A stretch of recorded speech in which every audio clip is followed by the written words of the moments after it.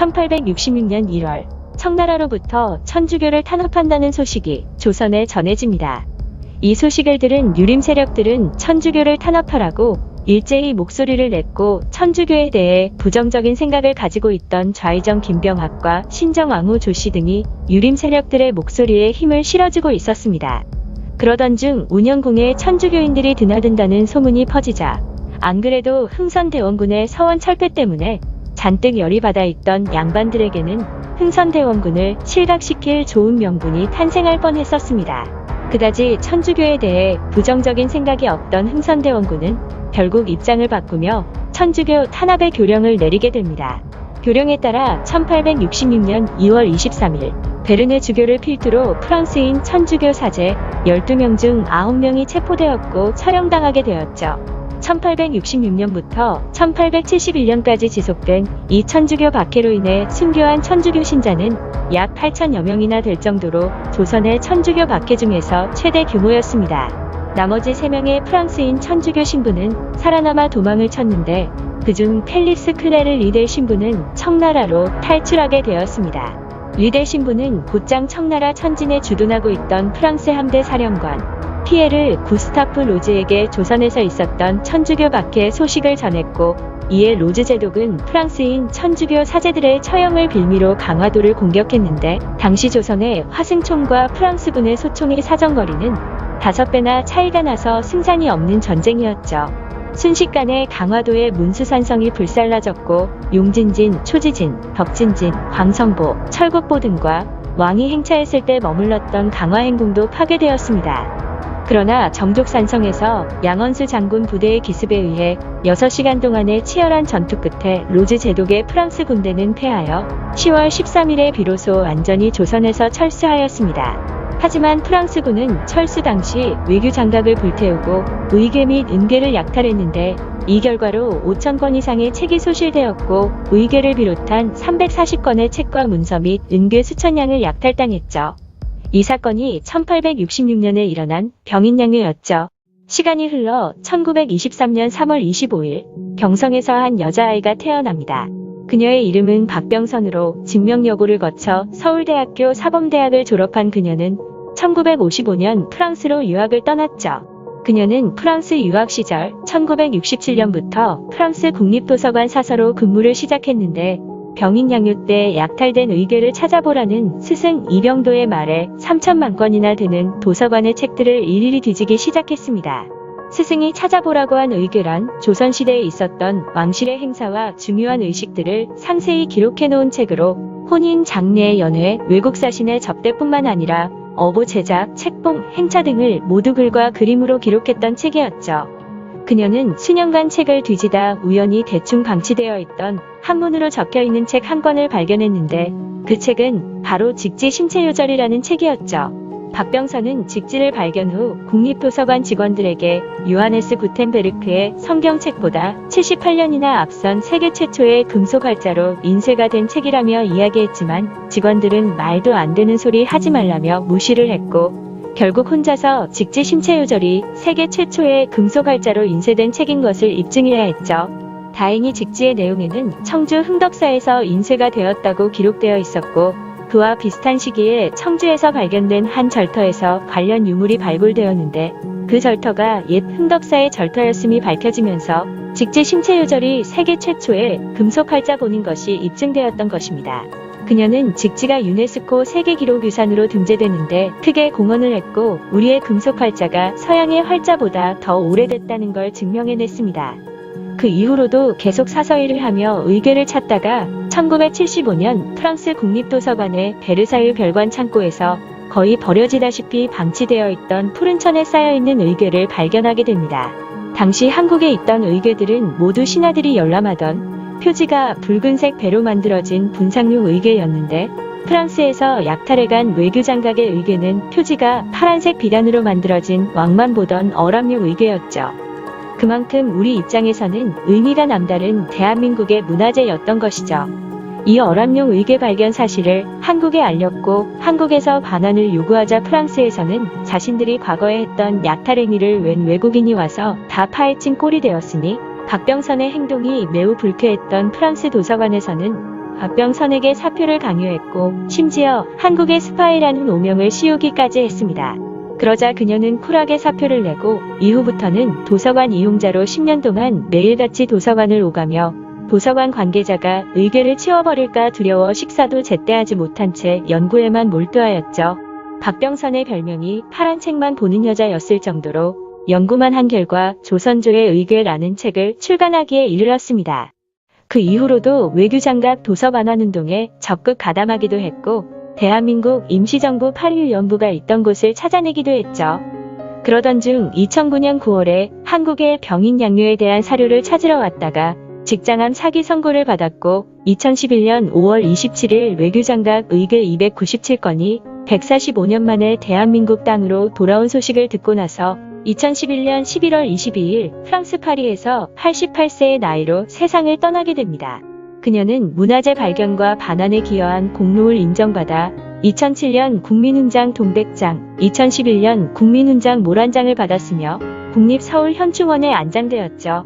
오랜 기간 동안 협상 끝에 프랑스와의 교섭에 성공해 외교장각 의궤들을 돌려받았는데 5년마다 자동 갱신되는 영구 임대 형식으로 돌려받았다는 점에서 소유권을 우리 쪽으로 돌리지 못했다의 의견과 실리를 택한 것이다의 의견이 대립하긴 했지만 의궤들은 145년 만에 반환되어 현재 국립중앙박물관에서 보관 중입니다. 평생을 한국의 역사를 전 세계에 알리는 노력과 타계 직전까지 문화재 반환에 대해서 연구하신 박병선 박사님은 우리가 잊지 말아야 할 대한민국의 영웅이십니다. 한반도는 임진왜란과 병자호란 그리고 신미양요, 병인양요 등 수많은 외세의 침입을 받았죠. 이때 인명피해뿐만 아니라 국토가 초토화되었으며 거기다가 수많은 문화재도 파괴 및 약탈되었습니다. 심지어 일제강점기 시절에는 오구라 타케노스케라는 인물이 수천 점의 문화재를 닥치는 대로 모아서 일본으로 반출했고 독립하기 전까지 빼돌리지 못한 문화재가 4천여 점이나 되었던 걸 생각해보면 얼마나 수많은 문화재들이 세계 각지로 흩어져 있는지 가늠조차 하기 힘들 정도이죠. 예전에 이야기했던 박병선 박사도 병인양요 때 약탈당한 직지와 의궤를 프랑스에서 찾아내 5년마다 갱신해야 하는 대여 방식으로나마 의궤를 환수받아 왔습니다. 그런데 일제강점기 시절 부잣집에서 태어나 거의 모든 재산을 좋은 일에 쓴 인물이 있었죠. 오늘은 우리 한국의 문화재를 외부로 나가는 걸 막기 위해 전 재산을 써서 문화재들을 사모았던 전영필이라는 인물에 대한 이야기입니다. 그는 1906년 7월에 현재 서울시 종로사가에서 10만 지기의 대지주였던 아버지 전영기와 어머니 밀양박씨 사이에서 이남 사녀 중 막내 아들로 태어났죠. 하지만 이후 작은아버지이자 당숙이었던 전명기에게 아들이 없어 막내인 전영필이 그에게 입양되었는데 당시 방이 99칸이나 되던 집에서 친부모와 양부모, 양조부모까지 다 함께 살았기 때문에 입양은 되었지만 친부모와 계속 살았다고 합니다. 그런데 몇 년 사이에 할아버지, 할머니, 양아버지가 세상을 떠났고 친형이었던 전영설도 28세의 젊은 나이로 사망하면서 양가의 유일한 적손이 되었죠. 1929년에 친아버지인 전영기마저 세상을 떠나자 24세의 나이에 친부모의 재산과 양부모의 재산을 모두 상속받았고 조선 거부 40인에 들어갈 정도로 엄청난 갑부가 되었습니다. 그가 물려받은 부동산 중에서 논의 면적만 보면 800만 평이 넘었는데 이곳에서는 매년 10만 석이 넘는 쌀을 수확하기도 했다고 하죠. 그 외에도 집과 밭, 상가 등 많은 것을 물려받았다고 합니다. 그가 상속받은 것들을 돈으로 따지면 당시 돈으로 약 200만 원에 해당된다고 하는데 당시 괜찮은 기와집 한 채가 1,000원 정도였으니 이를 현재 가치로 환산하면 1조 원 정도나 된다고 하죠. 이후 그는 나라 잃은 백성을 도와주는 변호사가 되어라라는 아버지 뜻에 따라 와세다 대학으로 가서 법학을 전공하지만 한국으로 돌아오고 나서 위창 오세창과 만나게 되었고 오세창은 그에게 조선은 반드시 독립하게 될 것이네. 동서고금을 막론하고 문화 수준이 높은 나라가 낮은 나라에 영원히 합병된 역사는 없고 그것이 바로 문화의 힘이지. 그렇기 때문에 일제가 수단과 방법을 가리지 않고 우리의 문화재를 자기네 나라로 가져가려고 하는 것이네 라는 말을 했습니다. 그 말을 들은 전영필은 머리가 띵해지는 엄청난 충격을 받았고 그때부터 우리 민족의 홍과 어를 지키고 문화재를 지키는 데 평생을 바치기로 다짐했죠. 또한 오세창에게 받은 근역화의와 근역서화징으로 문화재를 감식하는 눈과 감각을 길렀습니다. 그리고 겸재정선의 인공유거를 시작으로 우리나라 문화재를 수집하는 데 헌신하기 시작했죠. 그렇게 그는 1900년대 초 일제의 침략이 가속화되던 시기에 일본인들 손에 들어가거나 훼손될 위기에 처한 우리 문화재를 구하기 위해 상속받은 모든 재산을 쏟아붓기 시작했습니다. 당시 고서만을 간행하고 판매하던 대표적 서점이자 출판사인 한남서림을 인수한 뒤 고려 청자와 조선백자, 금동열의 입상 등 수많은 문화재들을 사모으기 시작했으며 국보 제66호이자 고려 청자의 대표격인 자상감 포류수군 문전병, 국보 제68호인 청자 상가문학문 매병, 그리고 국보 제270호인 청자 모자원숭이 모양 연적 등이 일본에 팔려갈 위기에 처했다는 소식을 들은 전영필은 급하게 웃돈을 주고 자신이 매입해 일본으로 반출될 뻔한 우리 문화재를 지켜낼 수 있었죠. 또한 1937년에는 영국의 변호사 존 게스비로부터 공주에 있던 논 200만 평을 처분해 만든 돈 40만 원으로 청자 20점을 구입해 다시 한국으로 들여왔고 이 가운데 7점이 국보와 보물로 지정되었다고 합니다. 당시 존 게스비가 원래 제시한 금액은 50만 원이었지만 전영필이 문화재를 아끼고 사랑하는 마음에 감복해 10만 원을 깎아줬다고 하죠. 거기다가 이미 일본으로 넘어간 문화재인 해원 신윤복의 그림 해원 전신첩을 거액을 들여 사오기까지 합니다. 이렇게 모은 문화재들로 1938년에는 서울 한가운데 우리나라 최초의 사립미술관인 간송미술관을 세웠는데요. 설립 당시 그의 스승인 오세창이 빛나는 보배를 모아두는 집이라고 해서 보화각이라는 이름을 지어줬다고 합니다. 이곳의 규모 자체는 다른 대형 박물관에 비해 좀 초라해 보이지만 유물의 가치 수준은 전혀 뒤떨어지지 않으며 국사 교과서에 나오는 문화재 상당수가 여기 있다고 하죠. 국보급 문화재만도 10여 점이 넘고 신윤복의 미인도와 김득신의 파적도, 겸재 정선의 작품 등 엄청난 가치를 지닌 높은 수준의 문화재를 소장하고 있습니다. 전영필은 귀중한 문화재를 수집, 보호하기 위해서라거나 엄청난 가치가 있다 싶으면 판매자가 제시한 가격에서 웃돈을 얹어 문화재를 사기도 했는데요. 1940년대에 들어서서 일제는 조선어 사용을 금지시켰고 창씨개명을 반강제시키는 등 민족 말살 정책을 가속화하고 있었죠. 조선어 사용을 금지시키던 이런 때에 1943년 6월 훈민정음 해례본 원본이 발견되었다는 소식을 들은 전영필은 곧장 그리로 찾아갔고 판매자가 1,000원에 판다고 했지만 그는 이런 귀한 물건은 제대로 된 값을 치러야 한다며 10배가 넘는 값인 11,000원을 주고 사들였다고 하죠. 이때 전영필이 사들인 훈민정음 해례본은 그가 사망한 1962년 12월 20일 대한민국의 국보 제70호로 지정되었고 현재 유네스코 세계기록유산에도 등재되어 있습니다. 1945년 8월 광복을 맞이한 이후 그는 고적보존위원으로 피촉되어 전국에 흩어져 있는 문화재를 정리해 보존하는 일에 참여하기도 했죠. 훗날 한국 전쟁이 발발했을 때 전영필은 피난을 가지 않고 보화각 근처 빈집에 숨어 자신이 모아놓은 문화재들이 훼손될까 노심초사하고 있었다고 합니다. 그런데 그렇게 최선을 다해 모았던 간송박물관의 문화재들을 하마터면 모조리 잃어버릴 위기가 있기도 했는데요. 한국 전쟁 당시 서울이 함락됐을 때 북한군이 유물들을 평양으로 이송하려 했던 것이죠. 그때 미술사학자인 최순우, 손재영 등은 유물 목록을 다시 작성해야 한다거나 포장할 때 신중히 해야 한다고 하기도 하고 문화재들을 옮길 때는 나무 괴짝에 담아야 한다며 괴짝이 만들어질 때까지 시간을 끌기도 했습니다. 또한 어떤 날에는 일부러 계단에서 굴러 떨어져 다치기도 했고 북한군들에게 위스키와 추나도 등을 주면서 경계심을 풀게 한 뒤 문화재를 포장했다가 풀었다가를 반복하기도 했지만 결국 시간을 끌고 있다는 것이 들통나버렸죠. 다행히 고작 3일 만에 국군이 서울을 탈환하면서 북한군은 문화재를 챙기지 못하고 북쪽으로 빤스런해버렸습니다. 하지만 일사후퇴 때는 수많은 문화재들을 놔둔 채 피난을 갔어야 했는데 이때 많은 유물들이 사라졌다고 하죠. 심지어 전영필은 부산으로 피난을 갔는데 자신이 사 모은 소장품들이 전영필보다 더 빨리 부산에 도착해 골동품상에 팔리고 있었다고 합니다. 그나마 다행인 점은 훈민정음 해례본을 항상 몸에 지닌 채 피난을 갔던 덕분에 전쟁의 화마를 피할 수 있었던 것이죠.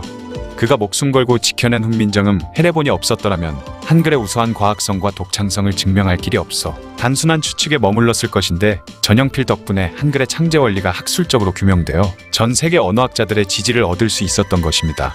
1953년 휴전협정이 진행된 후 남은 소장품들을 정리해 좀 더 규모 있는 박물관을 만들었고 1960년에는 과거부터 그를 돕던 김상기, 김원용, 최순우, 진홍섭 등과 함께 고고미술 동인회를 만들었으며 고고미술이란 간행물을 발간하기도 했죠.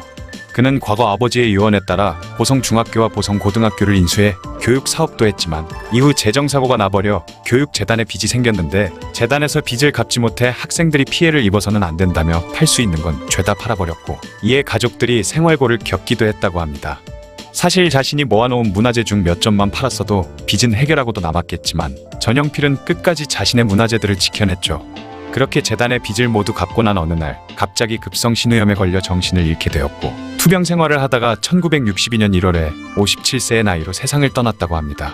이후 대한민국 문화포장이 추서되었으며 대한민국 문화훈장 동백장, 대한민국 금관문화훈장 등 수많은 훈장이 추서되었으며 문화재청에서는 그의 업적을 기려 전영필의 가옥을 문화재로 등록해 관리 중이라고 하죠. 그의 이러한 노력이 없었더라면 이 소중한 문화재와 문화유산들이 우리 세대에 전달되지 못했을 확률이 높아 보이네요.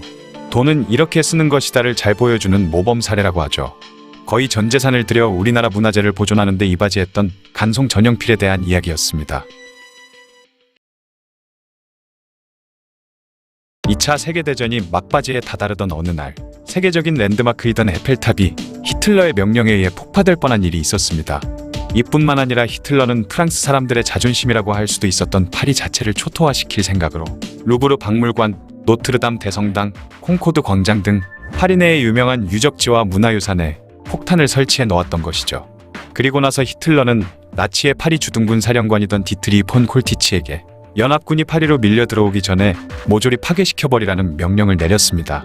그리고 무려 9차례나 콜티치에게 전화해 파리는 불타고 있는가? 라고 물었죠. 하지만 파리의 수많은 유적지를 폭파시켜버리는 것은 인류와 역사에 씻을 수 없는 죄를 짓는 것이라 생각한 콜티치는 히틀러의 명령을 거부했고, 그렇게 수많은 파리의 문화유산들은 파괴를 피할 수 있었습니다. 이렇게 유적지들을 보호하기 위해 상관의 명령에 불복종하거나 자신의 목숨을 걸고 지켜낸 사람들은 굉장히 많은데요. 당연히 우리나라에도 여러 전쟁 속에서 소실될 뻔했던 문화유산을 지켜낸 의인들이 많죠. 오늘은 이런 문화유산을 지켜낸 의인들에 대한 이야기를 해볼까 합니다. 1592년 4월 임진왜란이 발발했고 조총으로 무장한 왜군은 순식간에 파죽지세로 한양으로 치고 올라오게 되었죠. 이때 전쟁의 화마를 피하지 못한 여러 문화유산 중에는 조선왕조실록도 있었죠. 당시 조선왕조실록은 한양의 춘추관과 충청도의 충주사고, 경상도의 성주사고, 그리고 전라도의 전주사고 이렇게 4군데에서 보관하고 있었는데요. 그중 춘추관과 충주사고, 성주사고에서 보관 중이던 실록은 왜군에 의해 불타버리고 말았죠. 그리고 왜군은 전주사고가 있는 전주로 진격해 오고 있었던 것입니다. 전주사고에는 조선왕조실록뿐만 아니라 고려사와 고려사전료 등 1322권의 책과 태조 이성계의 어진 등이 보관되어 있었죠. 이 전주사고를 관리하고 있던 사람은 참봉직에 있던 오이길이라는 인물이었습니다. 얼마 안가 이곳도 초토화되어 모조리 불탈 것이라고 생각한 오이길은 왜군들이 들이닥치기 전에 실록과 어진 등을 안전한 곳으로 숨겨야겠다 마음먹고 유생 손옥록에게 도와달라고 급보를 보냈죠. 오이길의 다급한 연락을 받은 손옥록은 흔쾌히 도와주기로 했으며 근처에 살던 유생 아녀와 집안의 노비들과 함께 말을 타고 전주로 향했습니다. 다행히 왜군이 당도하기 전에 전주에 도착한 손옥록과 아니는 오이길과 함께 60여 개의 실록 괴짝을 짊어지고 한여름의 무더위와 싸우며 밤낮으로 걷고 또 걸었죠. 그렇게 다다른 곳은 내장산에서도 험준한 산세를 자랑하던 금선계곡의 용구람이었습니다. 그 이후에도 계속해서 왜군의 움직임을 살피면서 그들은 여러 장소로 옮겨 다녔으며 1년이 넘는 시간 동안 아침 저녁으로 불침번을 서면서 태조의 어진과 실록 등 여러 문화재를 지켰죠. 더 놀라운 점은 당시 손옥록은 56세, 아니는 64세의 노인이었던 것입니다. 오이길과 손옥록, 아니, 그리고 여러 명의 노비들 덕분에 4대 사고에 있던 실록 중 유일하게 전주사고의 실록만 임진왜란의 화마를 피해 현대까지 이어지게 된 것이죠. 이때 소실을 피한 태조 이성계의 어진은 국보 제317호이고 조선왕조실록은 국보 제151호이자 유네스코 세계기록유산으로 등재되어 있습니다. 그리고 한국의 명산인 지리산에는 천년고찰 화엄사가 있는데요. 화엄사는 1500여 년 전 백제시대 때 만들어졌지만 임진왜란 때 승병을 일으켰다는 이유로 대부분의 건물이 불에 타버렸죠. 그러다 인조와 숙종 때 다시 지어졌는데 이때 현존하는 최대의 목조 건물인 각황전이 건립되었습니다. 그런데 1950년 6월 한국 전쟁이 일어나면서 지리산과 이 화엄사가 남부군 빨치산들의 본거지가 되어버린 것이죠. 그러자 유엔 사령부에서는 당시 제18전투 경찰 대대장이던 차이력 총경에게 빨치산들의 은신처 역할을 하고 있던 화엄사를 모조리 태워버리고 빨치산을 소탕하라 명령했습니다. 그러자 차이력 총경은 역사에 남을 명언을 남기며 이 명령을 거부했죠. 그는 절을 불태우는 데는 한나절이면 족하지만 절을 다시 짓는 데는 1000년이 걸려도 부족하다 라고 말한 뒤 각황전의 문짝 하나만 떼어내서 불태우는 것으로 상부의 명령을 대신했습니다.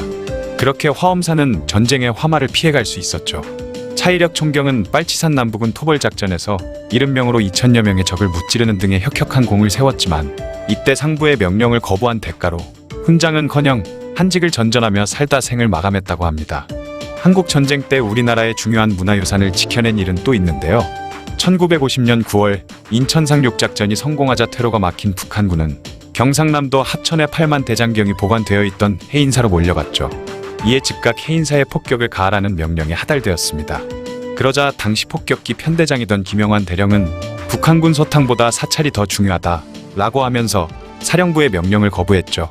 이는 즉각 사살당해도 누구에게 하소연할 수도 없는 전시 상황에서 상관의 명령에 불복종한 것이었습니다. 그리고 부하들에게도 절대로 해인사를 폭격하지 말라고 했으며 그렇게 김영환 대령은 목숨을 걸고 해인사와 8만 대장경을 지킬 수 있었던 것이죠. 그리고 한국전쟁이 발발했을 때 주일공사였던 김용준은 인천 상륙작전을 성공하고 나서 아직 많은 수의 북한군이 있던 서울을 대대적으로 폭격한다는 소문을 듣고 유엔 사령부를 찾아가 지도를 펼친 뒤 덕수궁과 창덕궁, 숭례문 등을 표시하면서 사대문 안에 있던 문화유산을 보호해야 한다고 서울 폭격 계획을 철회해달라며 간청했습니다. 그렇게 수많은 협의 끝에 최소한만 폭격하기로 합의를 본 뒤 훼손되어서는 안 되는 곳을 지도에 선으로 쭉쭉 긋기도 하고 동그라미를 치기도 하면서 몇 번이나 강조한 끝에 서울에 있던 수많은 문화재를 보호할 수 있었죠. 또한 당시 서울 수복작전에 참가한 제임스 해밀턴 딜은 북한군이 주둔해 있던 덕수궁에 포격을 가하라는 명령을 어기고 한참을 기다린 뒤 북한군이 덕수궁을 나와 을지로를 지나갈 때 공격하면서 덕수궁을 지켰습니다. 비록 전쟁 중이지만 한나라의 왕궁을 함부로 훼손할 수 없다는 생각에서였죠. 하지만 1951년에 국군은 중공군에 밀려 또다시 후퇴를 하고 마는데요. 당시 후퇴하던 국군 제1군단에게 골치 아픈 명령이 하달됩니다. 그것은 바로 산속에 있는 민가나 절은 적의 은폐물이나 보급기지 등으로 활용될 수도 있으니 모든 사찰과 민가 등을 불태워버리라 한 것이죠. 그러자 오대산의 입구에 있는 월정사의 스님들은 북한군이 절을 주둔지로 사용할 수 없도록 절 건물 안에 모든 물품들을 꺼낸 뒤 모든 문짝을 뜯어냈지만 결국 월정사는 국보 제48호인 팔각 9층석탑만 남기고 잿더미가 되고 말았습니다. 그리고 나서 국군은 오대산 중턱에 있던 상원사로 향했죠. 상원사에는 우리나라에서 가장 오래된 범종이자 국보 제36호인 상원사 동종을 보관하고 있었습니다. 당시 상원사에는 다른 사람들은 모두 대피한 뒤였고 하남 스님만 남아 있었는데요.